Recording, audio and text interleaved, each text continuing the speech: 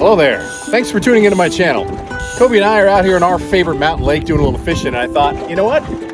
Something I haven't done yet on this channel is talk about fish handling. So we're going to talk today about some of the ways or best practices in handling a fish after you catch it. Now, if you were just getting into fly fishing, a lot of times if you go to those stock ponds, you probably see people dragging fish up on the bank or up on the grass.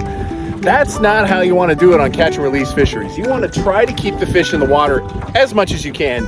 And I'm here to tell you, if you lift the fish out of the water for a couple of seconds to take a picture, it's okay. So if you are going to grab that photo, right, you want to lift the fish out of the water just for a couple seconds, be sure to wet your hands first. Why that's important is that fish have a protective layering or slime that helps, keep parasites and all the bad stuff that could potentially hurt a fish.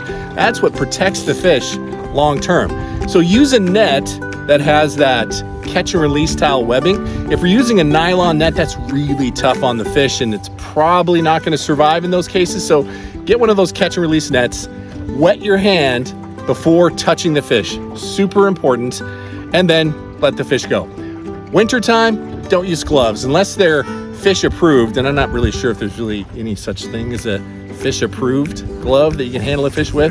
But whenever I'm fishing in the winter, I'm gonna pull my glove off, take a little picture of the fish, and let her go. But yeah, super important to wet your hands if you're gonna hold that fish up for that Instagram photograph. Now, typically, Kobe and I will fish barbless hooks, because if you ever caught one of those fish that doesn't seem to have any cheeks or mandibles, it's because generally people are using barbed hooks and they kind of tear it out of the fish's mouth, and then they just don't really have a mouth anymore. So it's always the best practice. You're not going to lose more fish by using barbless hooks, but it's way better on the fish. Oops, I'm not sure. Am I going to hit this? I might hit a log here. Time out here. Hold on just a sec. Disaster avoided. So when it comes to handling the fish, you want to try to keep the fish in the water as much as possible, even when it's in the net.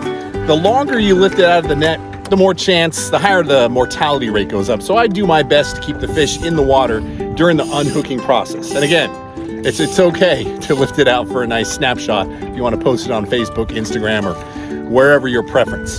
Totally okay. Now, when it comes to playing the fish, have fun.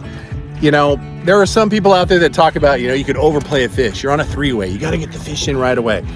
The fish are pretty resilient. If you play the fish out, and as long as you're fishing in temperatures, of water that's 50, 60 degrees, you're going to be fine. When you start getting into the 70-degree range, that's when you're going to start killing the fish. So typically, if it's that warm out, I'm not fishing anymore. So with standard water temperatures or normal water temperatures, play the fish out. Have fun with it. Get in the net as soon as it's ready. And you're going to know when the fish is ready to get in the net. The mortality rate's not going to go up if you play the fish out, tire them out, put them in the net, and release them. So that's really the best practice when it comes to playing a fish, handling a fish, and releasing a fish. And it's also okay if you want to keep one. Just check the regs to make sure that you can wherever you're fishing. All right. Well, I hope that helps you if you're new to fly fishing and really new to fishing, right? And just some responsible fish handling. All right, till the next time. Oh, and hey, if you need a little help with your fly fishing cast, check out this tutorial right here. After watching this video, you're gonna cast that fly rod just a little bit further than you are today. All right, everybody, till the next time, fish on.